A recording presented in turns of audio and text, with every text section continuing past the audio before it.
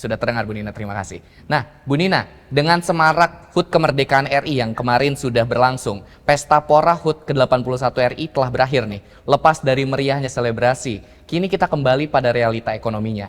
Lantas, seberapa merdeka kondisi ekonomi rakyat di hari ini, Bu Nina? Ya, kalau secara data rata-rata terlihat bagus gitu ya. Jadi ada pertumbuhan 5,29%. Tapi kalau kita bicara ketimpangan, tetap masih ada ketimpangan. Jadi ada yang tumbuh lebih cepat daripada yang tidak cepat tumbuhnya begitu ya. Jadi ada ketimpangan Gini ratio yang masih cukup tinggi begitu ya. Tapi kalau kita lihat secara rata-rata ada pertumbuhan ekonomi ya yang menikmati berbeda-beda. Yang kelompok paling atas lebih tinggi ya tingkat menikmatinya daripada kelompok menengah. Kelompok paling bawah dapat bantuan sosial jadi agak lebih baik ya. Baik Bu Nina, jika meninjau dalam pidato kenegaraan yang disampaikan oleh Presiden, Presiden mengklaim pertumbuhan ekonomi 5,61% pada kuartal 1, tertinggi dalam 13 tahun. Namun secara kualitas mungkin sejauh mana angka pertumbuhan ini didorong bukan hanya oleh kelompok ekonomi elit, tapi juga kalangan menengah ke bawah Bu Nina. Ya, yang menjadi kekhawatiran adalah adanya gelombang PHK yang masih cukup tinggi di kelas menengah gitu ya. Jadi masih ada pertumbuhan ekonomi tetapi diiringi dengan penciptaan lapangan kerja yang tidak merata. Jadi sektor informal masih tetap tinggi di kisaran 59%, sektor formal stagnan di kisaran 40-an persen gitu ya. Jadi apa artinya? Artinya pertumbuhan ekonomi terjadi, tetapi yang menikmati pertumbuhan itu timpang. Ya, jadi mungkin yang kita harus hati-hati adalah bagaimana kelas menengah ini supaya tidak tergerus kesejahteraannya.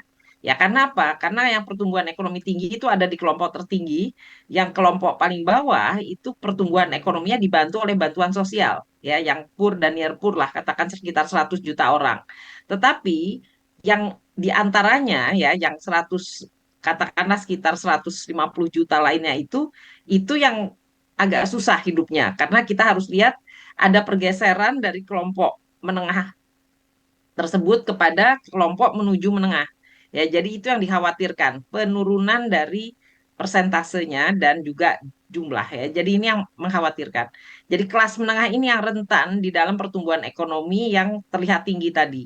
Ya, nah ini yang perlu kita petakan bagaimana cara membantu kelas menengah supaya tidak tergerus ya kesejahteraannya, tapi naik lagi begitu ya. Mungkin turun sebentar tapi naik lagi begitu ya. Nah, ini kan terlihat dari berbagai kegiatan ekonomi ada di sektor mana dan bagaimana program pemerintah membantu mereka yang terdampak jangka pendek ya dan harapannya akibat pergeseran ekonomi yang ke arah teknologi gitu ya. Jadi ini yang kita harus hati-hati. Tantangan kita ke depan ini adalah perubahan lapangan kerja dan juga geopolitik yang menyebabkan pergeseran dari struktur industri di Indonesia. Ya, jadi ada dua hal, ada yang eksternal sifatnya dari luar negeri, tapi ada yang internal, yaitu kita sendiri tidak siap menghadapi perubahan. Ya. Yang dari luar negeri itu persaingan, daya saing kita yang dipertaruhkan. Ya. Jadi kalau kita kalah bersaing berarti mekanisasi mesin-mesin itu masuk lebih cepat dan orang-orang Indonesia harus beradaptasi kan gitu. Nah ini yang menyebabkan lapangan kerja sekarang khususnya kelas menengah menuju kelas menengah ini menjadi rentan. Baik Bu Nina, lalu kira-kira apa dampak yang nantinya ditanggung oleh rakyat jika data di atas kertas tak sesuai realitas? Ya, ini yang orang selalu bertanya, pertumbuhan ekonominya tinggi, tapi kenapa kelas menengah menurun gitu ya di Indonesia? Ya, jadi realitasnya adalah ketika struktur industri itu berubah menjadi teknologi driven, jadi digerakkan oleh teknologi, ternyata lapangan kerja kita, pekerja kita itu struktur pendidikannya timpang. Jadi kecil sekali yang ada di sarjana ke atas gitu ya, atau SMA ke atas bahkan ya itu kisarannya kan sekitar 15% gitu ya. Nah yang masih SMA, SMP, SD ini yang harus kita hati-hati. Karena SMK dengan perguruan tinggi ini yang agak lebih ada teknologi kan mestinya. Ya, jadi ini yang kalau kita lihat lapisan terkecilnya itu ada di pendidikan tinggi kan. Nah, pergerakan teknologi itu cepat sekali. Jadi misalnya istilahnya creative destruction yang ada di mekanisasi dari industri menyebabkan orang itu semakin tidak dibutuhkan yang sifatnya fisik karena diganti dengan robot atau mekanik ya, diganti dengan mesin. Nah, sementara yang berpikir itu diganti dengan AI gitu. Jadi artificial intelligence itu membantu sifat-sifat analitik yang standar gitu ya.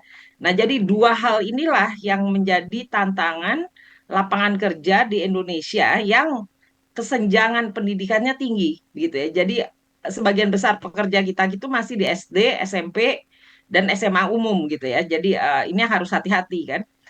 Padahal kita tahu bahwa negara maju itu bergerak ke SMA plus gitu ya. SMA ditambah keahlian. Jadi SMK gitu itu yang harus diasah kan ke arah keahlian yang sifatnya teknologi driven.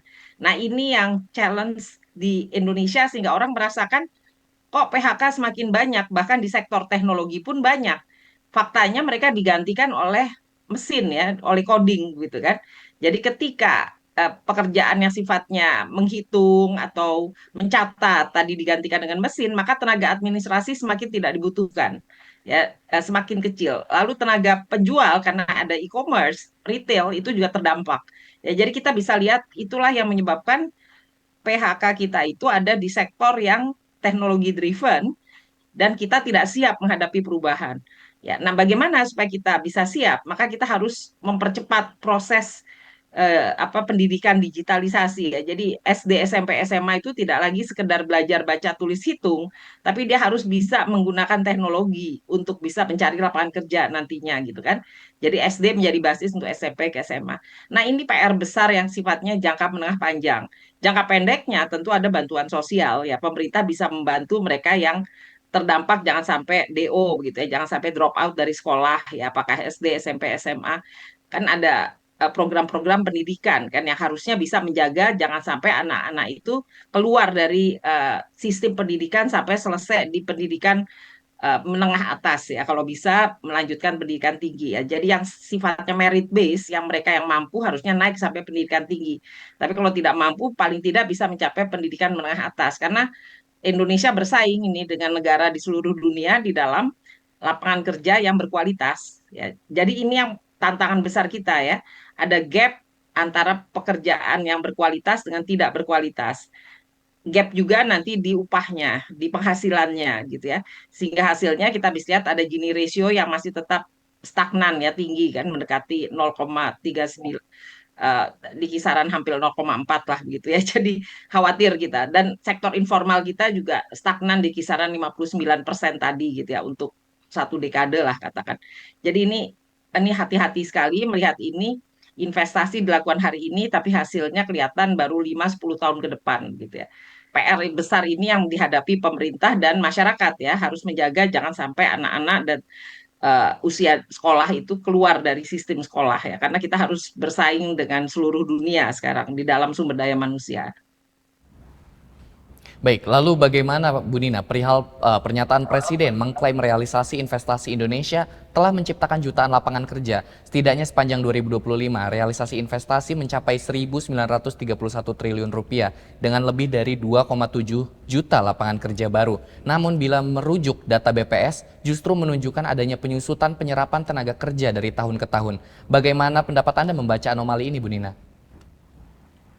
Ya, kita harus hati-hati bahwa data tenaga kerja itu dinamis ya. Jadi hari ini bekerja, besok bisa PHK, lalu cari kerja lagi gitu ya. Nah, jadi ketika bicara PHK atau kita bicara jumlah penciptaan lapangan kerja, maka kita bisa melihatnya dari waktu ke waktu, biasanya year on year, ya pada bulan tertentu. Nah, data itu yang harusnya diklaim ya, dijelaskan. Ini pakai data mana? Kalau tidak kan berarti kita belum bisa menjelaskan lapangan kerja mana yang tumbuh gitu ya. Jadi kalau kita lihat data terakhir ini Mei 2026, maka kita lihat pertumbuhan lapangan kerja memang ada tetapi lambat gitu ya. Jadi hati-hati sekali lapangan kerja itu tidak cepat ya berubahnya. Jadi pergeseran yang terjadi itu bertahap gitu ya. Tadi yang saya katakan dalam 3 bulan lapangan kerja baru ada, tapi lapangan kerja yang lama PHK gitu. Jadi keluar masuknya ini yang harus dilihat. Ya, jadi ketika bicara pengangguran kecil angkanya, tentu saja kecil karena pengangguran kita hanya mencatat 1 jam selama seminggu terakhir, 2 minggu terakhir pada saat pencatatan ya pencacahan. Jadi ini yang pencatatan semacam itu kan meminimalkan kesejahteraan yang tercipta gitu ya. Jadi kalau kita bicara PHK itu satu hal, tapi kita bicara jumlah pengangguran, penganggurannya pasti relatif kecil karena pengangguran kita dicatat dengan sangat definisi yang sangat sederhana gitu ya. Nah, artinya kalau hanya sekitar 5% di bawah 5% pengangguran, yang banyak itu yang setengah menganggur atau yang tidak efektif, yang produktivitasnya rendah, bekerja tapi tidak produktif, artinya tidak cukup menghasilkan pendapatan, kira-kira gitu. Nah, ini yang harus dipetakan dengan hati-hati bahwa lapangan kerja yang tercipta itu katakanlah 2,7 juta, tetapi apakah itu sektor informal kan yang paling besarnya begitu ya. Jadi ini yang kita harus ingin menciptakan lapangan kerja yang formal yang ada di perjanjian kerjanya, yang ada perlindungan sosialnya gitu ya. Kalau lapangan kerja informal itu bisa yang sifatnya misalnya bekerja 1 jam selama seminggu terakhir itu bisa di pertanian lalu ya tidak menghasilkan penghasilan yang cukup karena cuma bekerja 1-2 jam selama seminggu gitu ya. Ini yang kita harus hati-hati. Bahkan di dalam definisi BPS itu ada pekerja keluarga tidak dibayar ya.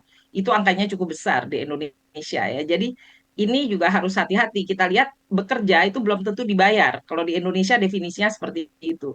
Ini definisi yang dipakai Badan Pusat Statistik kan, pekerja keluarga tidak dibayar.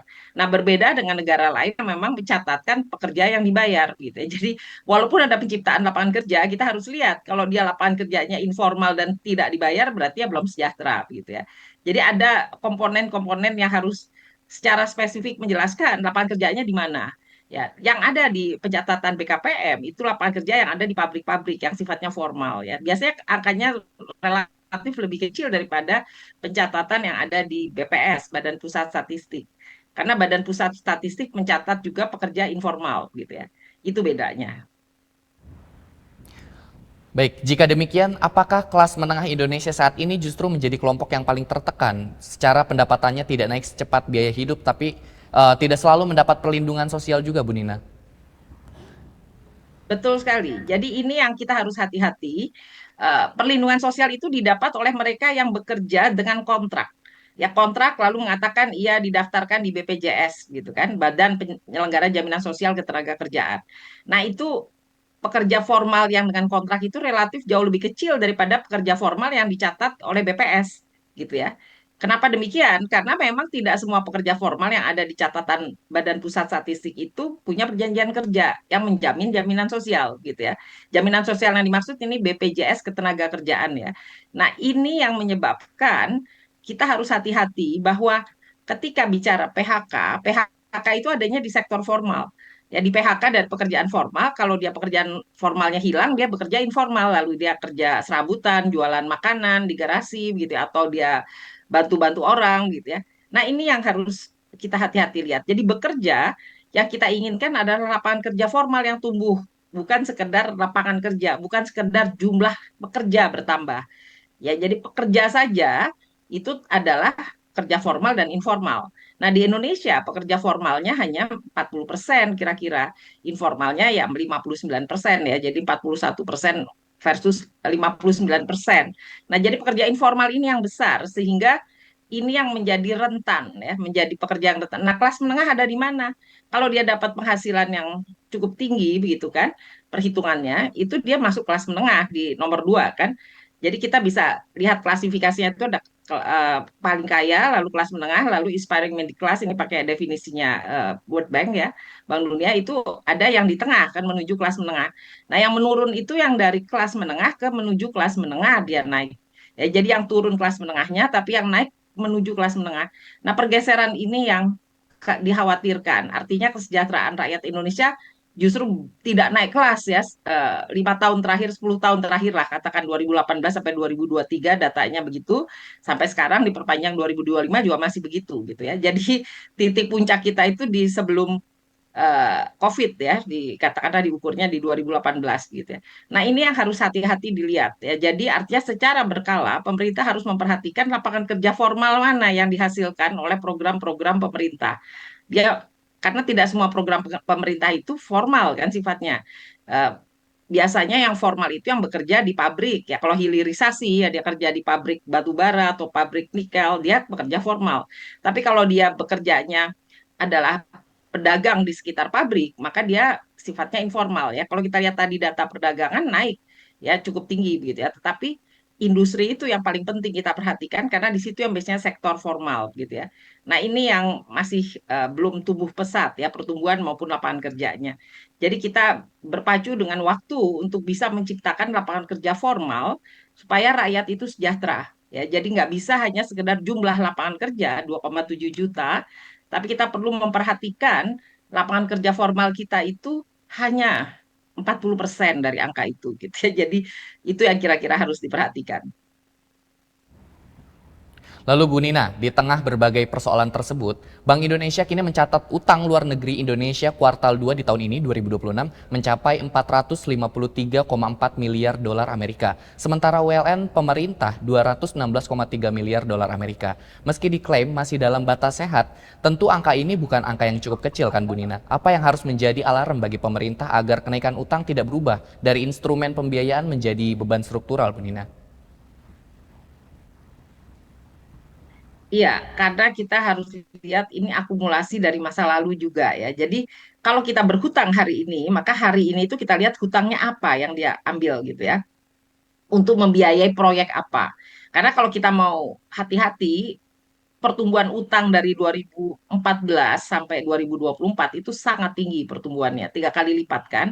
Nah, kalau hari ini maka kita lihat ada lagi tambahan hutang, ini untuk proyek-proyek apa gitu ya. Karena yang penting itu hutang kalau menghasilkan lapangan kerja yang produktif ya, tapi bukan hutang untuk yang sifatnya konsumtif kan, atau bahkan hutang tapi proyeknya gagal gitu ya. Jadi yang kita harus hati-hati seperti itu.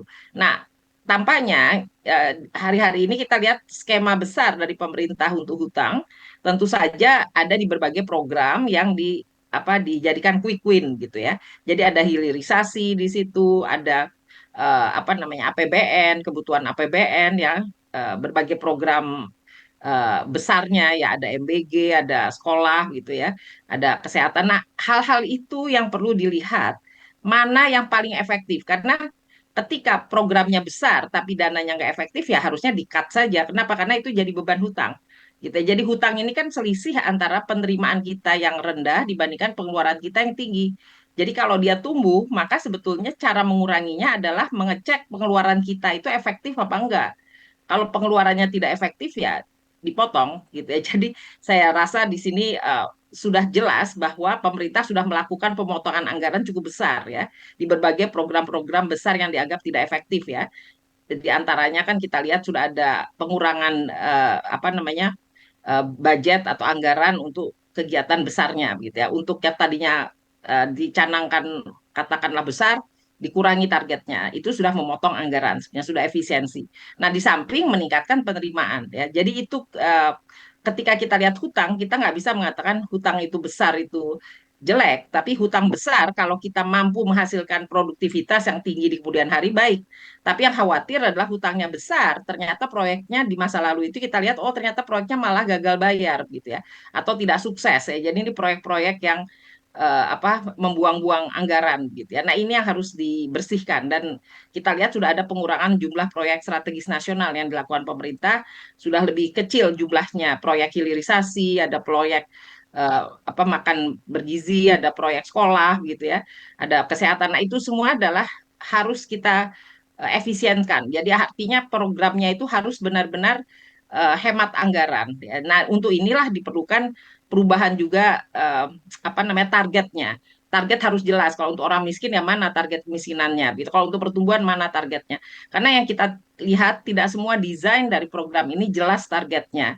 Dan juga yang paling mengkhawatirkan adalah ketika menilai proyek itu dia sukses kalau menghabiskan anggaran. Nah, ini yang harus dirubah bukan hanya menghabiskan menyerap anggaran 100%, tapi harus diukur juga dia mencapai sasaran yang sifatnya outcome.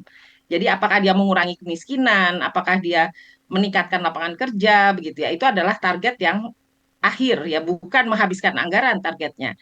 Nah, saya pikir di sini perubahan paradigma dari performance yang diukur hanya menghasilkan anggaran habis 100% harus dirubah menjadi habis anggaran 100% tapi ditambah dengan pencapaian atau ya tidak habis tapi pencapaiannya tercapai itu yang lebih hemat lagi gitu ya. Jadi pencapaian menurunkan kemiskinan 10% gitu misalnya. Nah, Tidak harus anggarannya habis, tapi yang penting pencapaiannya tercapai. Nah, itu yang belum dirapikan ya di dalam proses penganggaran dengan penilaian keberhasilan ya, performance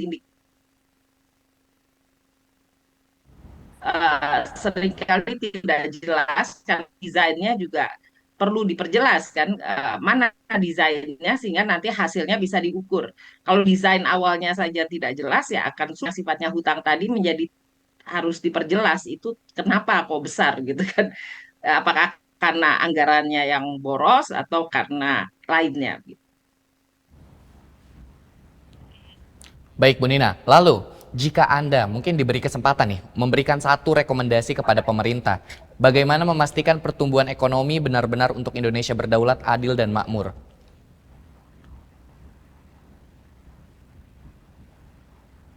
Ya, jadi kalau ingin yakin dia mencapai sasaran untuk mencapai kedaulatan kita dan adil, maka dari awal proses penganggaran bagi pertumbuhan ekonomi itu harus didesain dengan tepat sasaran. Jadi kalau sasaran kita itu kebijakan fiskalnya adalah untuk menurunkan kemiskinan, maka pertumbuhan ekonominya harus bisa menurunkan kemiskinan. Ya, nah proses itulah desain penganggarannya, kebijakan fiskalnya harus tepat. Ya, hari ini kita masih lihat banyak sekali eh, gambaran yang desainnya tidak jelas. Jadi artinya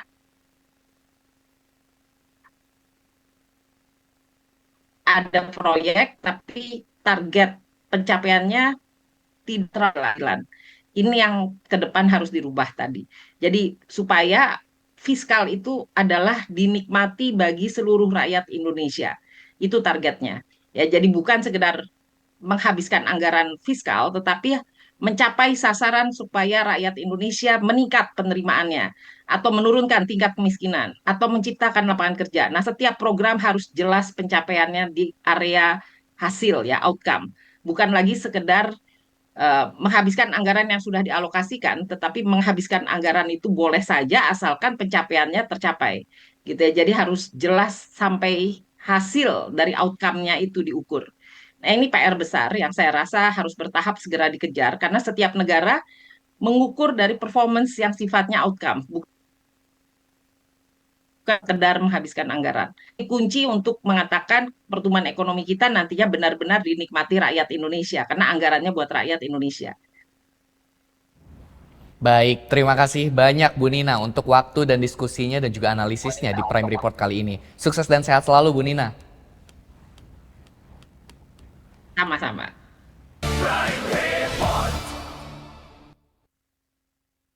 Yang didukung oleh